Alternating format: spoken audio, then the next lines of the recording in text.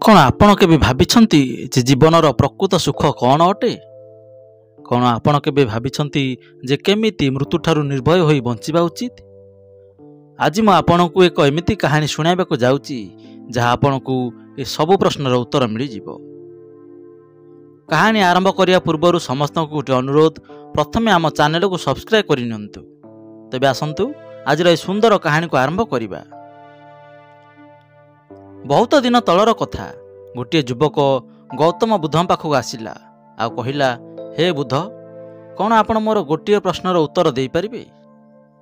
बुद्ध हसी हसी कहिले, बस्य पचार, कौन पचारिबाकु चाहुछ? युवक पचारिला, हे बुद्ध, मोर बयस बे बेसी नुहे, किंतु मु बहुत अशांत रहूची, बहुत दुखी रहूची। मु यह जानिबाकु चाहुची जे मो जीवन रे एबेठारु एते दुख आरंभ हलानी, तबे मोर बाकी समय केमिति कटिबो? कौन ए दुख कमिबो ना एमिति आहुरी बढ़ी बढ़ी चलीथिबो? कौन ए दुखरु मुक्ति पाइया पई कौनसी उपाय नहीं?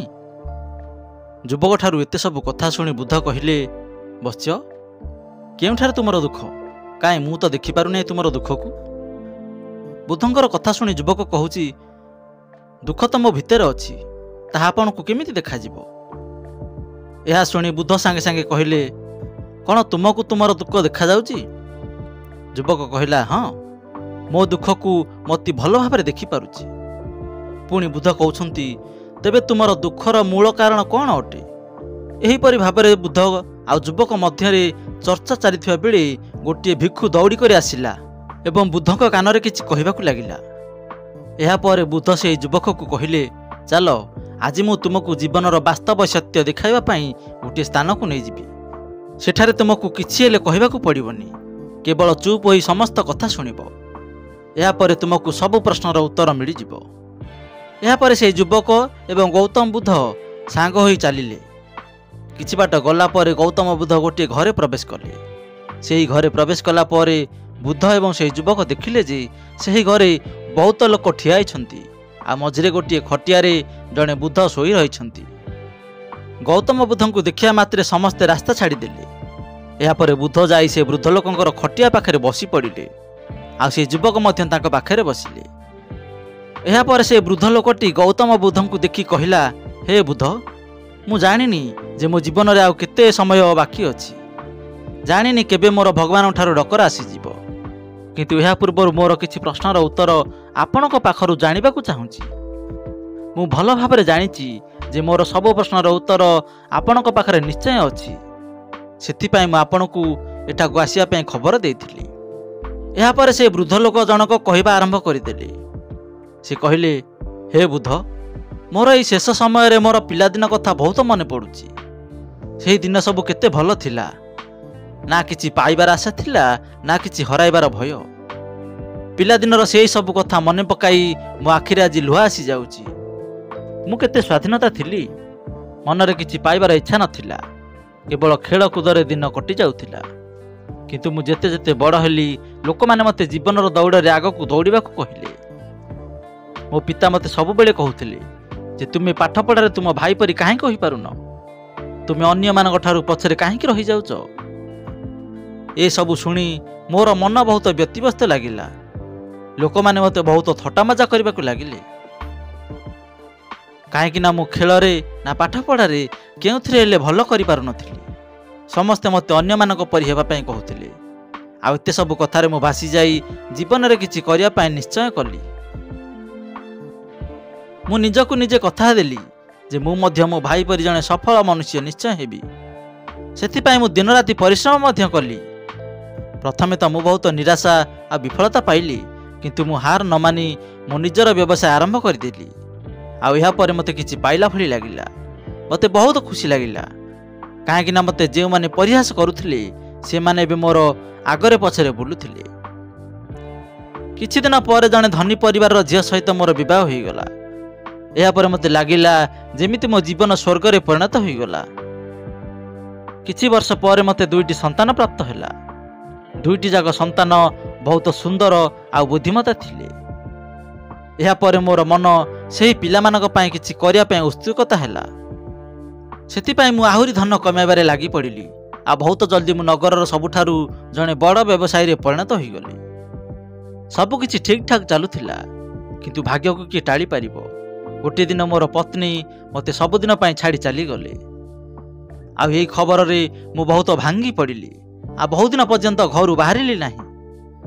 मोर पिला माने मते साहस देउथांती जे मां तो चली गला, से कोन आ फेरिबो, किंतु आमे दुई भाई सब बेले आपणक सहित रहिबु, आपणकर सेवा करिबु।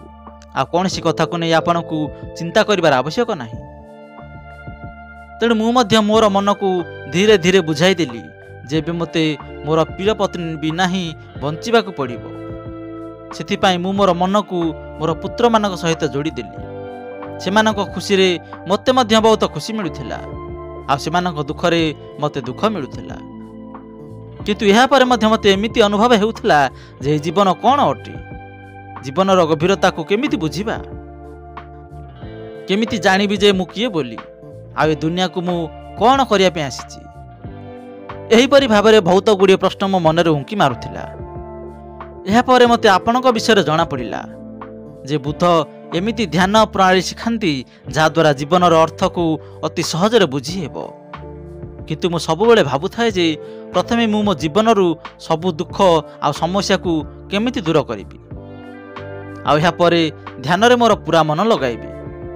किंतु एमिति भाबी भाबी मु केबेले आ ध्यान करि पारली नाही। धीरे धीरे समय गड़ी चलिला, आ शेष रे बयस गड़िया सहित मु रोग रे पड़ी गली। मो जीवन रे पैसार कोनसी अभाव नथिला। मोर पिला माने मोर भल सहयोग कले। मो जीवन रे बहुत किछि हासिल मध्य कली। किंतु जदि मो जीवन रे पछकु फेरी चाहूची तेमे मते एहा अनुभव हेउची जे मोर पिला दिन ही सबुठारु प्रिय दिन थिला।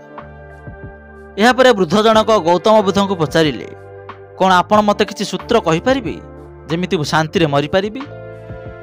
मो मनर सब प्रश्नर उत्तर मते मिली जिवो, आ जीवनर वास्तव अर्थ मु बुझी करी ही मरि परिबी? यह शुणी गौतम बुद्ध कहउछंती जे प्रत्येक मनुष्य तार पिला दिन काहेकि प्रिय होइथाए, काहेकि ना ताकु सेही समय कोनसी चिंता न थाए, ता मनरे कोनसी लालसा न थाए। जे काम रे लागि जाए सेथिरे से पूरा पूरी मग्न होई जाय थाए। किंतु जेमिति मनुष्यर आयु धीरे धीरे बढ़िबारे लागि थाए, सेते सेते तार इच्छा तार कामना सब मध्य बढ़िबारे लागि थाए।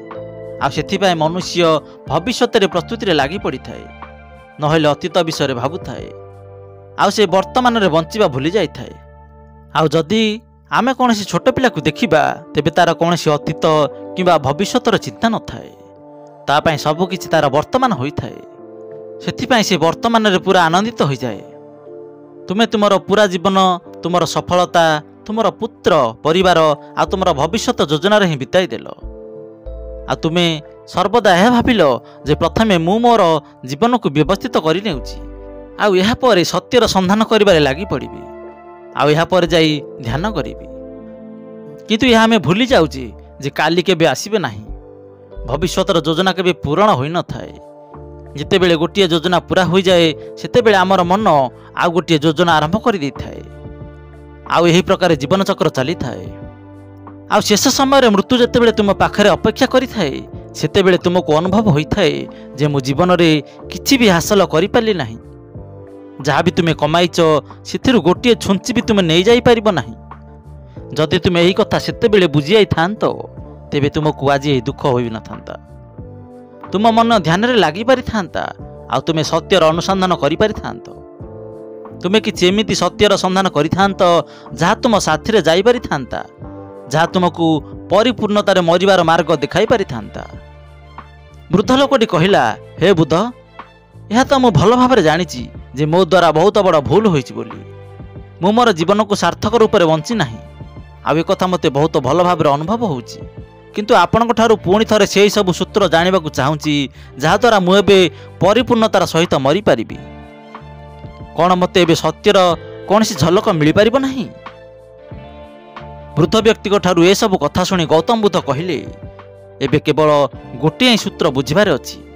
आ से सूत्र हेउची जे तुमे जीवन रे जहा किछि पाइच आ हरैच से सब एही ठारे छाड़ी चली जाओ। से सब को तुम मन सहित जोड़ी निह नाही। निज मन रे यही भावना को जागृत करो जे तुमे तुम जीवन रे बहुत किछि शिखिगल बोली। वास्तव रे तुमे तुम जीवन रे बहुत प्रगति करिच। କାହିଁକିନା ତୁମେ ଏହା ଜାଣିନେଲ ଯେ ଜୀବନରେ କିଛି ବି ସାର୍ଥକ ନୁହେଁ, ଆଉ ଏହା ଜାଣିବା ଜୀବନରେ ବହୁତ ବଡ଼ ଉପଲବ୍ଧି ଅଟେ। ଲୋକମାନେ ସାରା ଜୀବନ ବଞ୍ଚି ମଧ୍ୟ ତାଙ୍କୁ ଜୀବନର ନିରର୍ଥକତା ବିଷୟରେ କିଛି ଜଣାପଡ଼େ ନାହିଁ। ସେଥିପାଇଁ ତୁମ ମନରୁ ସମସ୍ତ ପ୍ରଶ୍ନକୁ ଏବେ କାଢ଼ିଦିଅ, ଆଉ ଏହି ଭାବନା ଉତ୍ପନ୍ନ କର ଯେ ମୋତେ ଯାହା କିଛି ଜାଣିବାର ଥିଲା ସେସବୁ ମୁଁ ଭଲ ଭାବରେ ଜାଣିସାରିଛି, ଆଉ ଏବେ ଜୀବନରେ ଜାଣିବା ପାଇଁ କିଛି ବି ବାକି ନାହିଁ। ଯେତେବେଳେ ତୁମେ ଏହି ଭାବନାରେ ବହିଯିବ ତୁମେ ବିଲକୁଲ ଶୂନ୍ୟ ହୋଇ ମୃତ୍ୟୁକୁ ପ୍ରାପ୍ତ ହେବ, ଆଉ ବାସ୍ତବରେ ଏହା ହିଁ ମରିବାର କଳା ଅଟେ। ଆମେ ଜୀବନରେ ଯାହା କିଛି ପାଇଛେ ଆଉ ଯାହା କିଛି ହରାଇଛେ ତାହା ଏହି ଦୁନିଆରେ ଥିଲା, ଆଉ ସେସବୁ ଏହି ଦୁନିଆରେ ହିଁ ରହିଯିବ। ଆମ ସହିତ କିଛି ବି ଯିବ ନାହିଁ। ଆମେ ଖାଲି ଆସିଥିଲେ ଆଉ ଖାଲି ହିଁ ଫେରିଯିବା। ଆଉ ଯେଉଁମାନେ ନିଜ ମନରୁ ବିଲକୁଲ ଖାଲି ହୋଇଯାଇଥାନ୍ତି ବାସ୍ତବରେ ସେମାନଙ୍କ ଭିତରେ ଜ୍ଞାନର ଦୀପ ଜଳୁଥାଏ, ଆଉ ସେ ପରଜନ୍ମରେ ନିର୍ବାଣ ସ୍ଥିତିକୁ ପ୍ରାପ୍ତ କରିଥାନ୍ତି। କିନ୍ତୁ ଏହା ପୂର୍ବରୁ ତୁମକୁ ଜୀବନର ନିରର୍ଥକତାକୁ ବୁଝିବାକୁ ପଡ଼ିବ। ଏଠାରେ କିଛି ପାଇବା କିମ୍ବା କିଛି ହରାଇବାର କୌଣସି ମୂଲ୍ୟ ନଥାଏ। ଏତିକି କହି ଗୌତମ ବୁଦ୍ଧ କିଛି ସମୟ ଚୁପ୍ ରହିଲେ, ଆଉ ଏହି ସମୟ ମଧ୍ୟରେ ସେ ବୃଦ୍ଧ ବ୍ୟକ୍ତି ଜଣଙ୍କ ମୃତ୍ୟୁକୁ ପ୍ରାପ୍ତ କଲେ। ଏହାପରେ ଗୌତମ ବୁଦ୍ଧ ସେହି ନବଯୁବକକୁ ପଚାରିଲେ, ଯୁବକ, କ'ଣ ତୁମକୁ ତୁମ ପ୍ରଶ୍ନର ଉତ୍ତର ମିଳିଲା? ଯଦି ମିଳିଲା ତେବେ ସମସ୍ତଙ୍କୁ କୁହ ଯେ ତୁମେ ସେଥିରୁ କ'ଣ ଉତ୍ତର ପାଇଲ। ବୁଦ୍ଧଙ୍କର କଥା ଶୁଣି ଯୁବକ କହୁଛି, ହେ ବୁଦ୍ଧ, ମୋତେ ମୋ ପ୍ରଶ୍ନର ଉତ୍ତର ମିଳିଗଲା।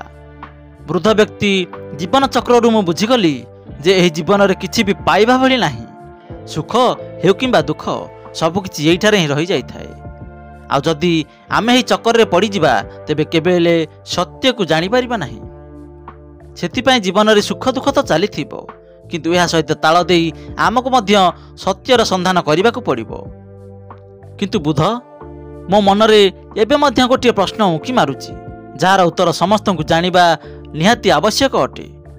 ମୋର ପ୍ରଶ୍ନ ହେଉଛି ଯେ ମୁଁ ଧ୍ୟାନର ଯାତ୍ରା କରିବା ପାଇଁ ବହୁତ ପ୍ରେରିତ ଅଛି, କିନ୍ତୁ ମୋତେ କୌଣସି ମାର୍ଗ ଜଣା ନାହିଁ।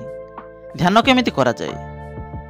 ବୁଦ୍ଧ କହୁଛନ୍ତି ଯେ ଧ୍ୟାନର ସମସ୍ତ ପ୍ରକ୍ରିୟା ତୁମକୁ ହୋସରେ ଆଣିବା ପାଇଁ ହିଁ ତିଆରି ହୋଇଛି, ତୁମକୁ ବର୍ତ୍ତମାନକୁ ଆଣିବା ପାଇଁ ହିଁ ତିଆରି ହୋଇଛି। ଯଦି ତୁମେ କୌଣସି କାମକୁ ପୁରା ଏକାଗ୍ରତାର ସହିତ ପୁରା ଧ୍ୟାନର ସହିତ କରିପାରିବ ତେବେ ତୁମେ ଧ୍ୟାନରେ ହିଁ ଅଛ ବୋଲି କୁହାଯିବ। କିନ୍ତୁ ଆମର ଧ୍ୟାନ ଇଆଡ଼େ ସିଆଡ଼େ ଦୌଡ଼ିଥାଏ। ନିଜ କାମ କରିବା ସହିତ ବର୍ତ୍ତମାନରେ ରହିବା ପାଇଁ ମୁଁ ତୁମକୁ ଏକ ବିଧି ବତାଉଛି, ଯାହାଦ୍ୱାରା ତୁମେ ତୁମର କାମ ବି କରିପାରିବ ଆଉ ଧ୍ୟାନକୁ ବି ବୁଝିପାରିବ। ଯେତେବେଳେ ତୁମେ ଚାଲୁଛ, ବୁଲୁଛ, ଉଠୁଛ, ବସୁଛ ସେତେବେଳେ କେବଳ ତୁମର ଶ୍ୱାସ ଉପରେ ଧ୍ୟାନ ଦିଅ। ଶ୍ୱାସ କେଉଁ ନାକରେ ଆସୁଛି ଆଉ କେଉଁ ପଟେ ଯାଉଛି ତାହାକୁ କେବଳ ନଜର କରୁଥାଅ। ଯେକୌଣସି କାର୍ଯ୍ୟ କଲାବେଳେ ମଧ୍ୟ କେବଳ ତୁମର ନିଶ୍ୱାସ ଉପରେ ଧ୍ୟାନ ଦିଅ। ଏମିତି କରୁଥିବା ସମୟରେ ତୁମକୁ ଅନୁଭବ ହେବ ଯେ ତୁମର ମସ୍ତିଷ୍କ, ତୁମର ବିଚାର ତୁମକୁ ଇଆଡ଼େ ସିଆଡ଼େ ନେଇଯାଉଛି। କିନ୍ତୁ କିଛି ସମୟ ପରେ ତୁମକୁ ପୁଣି ଥରେ ହୋସ ଆସିବ ଯେ ତୁମକୁ ତୁମର ଶ୍ୱାସକ୍ରିୟାରେ ଧ୍ୟାନ ଦେବାର ଅଛି। ତୁମର ଧ୍ୟାନ ପୁଣି ଥରେ ମନକୁ ମନ ଶ୍ୱାସକ୍ରିୟା ଆଡ଼େ ଆସିଯିବ। ଧୀରେ ଧୀରେ ଯେତେବେଳେ ତୁମ ବିଚାରକୁ ଦେଖିବ ସେତେବେଳେ ଦେଖିବ ଯେ ତୁମ ବିଚାର ବିଲୀନ ହେବାକୁ ଲାଗୁଛି। ତୁମ ଭିତରେ କେବଳ ଗୋଟିଏ ଖାଲି ପଡ଼ିଆ ହିଁ ପଡ଼ି ରହିଛି। ସାରା ପ୍ରଶ୍ନ ଉତ୍ତର ସମାପ୍ତ ହୋଇଯାଇଛି। ଏହାପରେ ବୁଦ୍ଧ କହିଲେ ଯେ ଶ୍ୱାସକ୍ରିୟା କେବଳ ବର୍ତ୍ତମାନରେ ହିଁ ଚାଲିଥାଏ, ସେ କେବେ ହେଲେ ଭବିଷ୍ୟତରେ ଚାଲିନଥାଏ। ବର୍ତ୍ତମାନ ହିଁ ବର୍ତ୍ତମାନର ସ୍ଥିତି ହୋଇଥାଏ। ଆଉ ଯେତେବେଳେ ତୁମେ ତୁମ ଶ୍ୱାସକ୍ରିୟାରେ ଯୋଡ଼ି ହୋଇଯିବ ସେତେବେଳେ ତୁମେ ବର୍ତ୍ତମାନରେ ଧ୍ୟାନ ଲଗାଇବା ଶିଖିଯିବ। ଆଉ ତୁମେ ଯାହା ଉପରେ ଧ୍ୟାନ କେନ୍ଦ୍ରିତ କରିଥାଅ ତାହା ବର୍ତ୍ତମାନରେ ହିଁ ଚାଲିଥାଏ। ଏହାପରେ ଧୀରେ ଧୀରେ ତୁମକୁ ଧ୍ୟାନର ଅନୁଭବ ହେବ। ଏହାପରେ ତୁମେ ଯାହା ବି କିଛି ଧ୍ୟାନ କରିବ ସେଥିରେ ତୁମର ପୁରା ମନ କେନ୍ଦ୍ରିତ ହୋଇଯିବ। ତୁମେ ଯେଉଁଠାରେ ଅଛ ଆରମ୍ଭ ସେହିଠାରୁ ହିଁ କର। ଏଇଠାରୁ କର, ଏବେଠାରୁ କର। ଏବେଠାରୁ ତୁମକୁ ଶ୍ୱାସକୁ ଧରିବା ଆରମ୍ଭ କରିଦିଅ। ଦର୍ଶକ ବନ୍ଧୁ, କେମିତି ଲାଗିଲା ଏହି ଜ୍ଞାନବର୍ଦ୍ଧକ କାହାଣୀ? ଆପଣଙ୍କର ବନ୍ଧୁ ଏବଂ ପ୍ରିୟଜନଙ୍କ ପାଖକୁ ନିଶ୍ଚୟ ସେୟାର କରନ୍ତୁ। ଭିଡ଼ିଓ ଭଲ ଲାଗିଥିଲେ ଲାଇକ୍ କରନ୍ତୁ ଏବଂ କମେଣ୍ଟ ବକ୍ସରେ ଆପଣଙ୍କର ମତାମତ ନିଶ୍ଚୟ ଜଣାନ୍ତୁ। ଆଉ ଚିନ୍ତନ ଟିଭିକୁ ପ୍ରଥମ ଥର ଦେଖୁଥିଲେ ସବସ୍କ୍ରାଇବ୍ କରିନିଅନ୍ତୁ। ପୁଣି ଦେଖାହେବ ଆଉ ଏକ ସୁନ୍ଦର ଜ୍ଞାନବର୍ଦ୍ଧକ ଭିଡ଼ିଓ ମାଧ୍ୟମରେ। ସେ ପର୍ଯ୍ୟନ୍ତ ଦେଖୁଥାନ୍ତୁ ଚିନ୍ତନ ଟିଭି। ଧନ୍ୟବାଦ।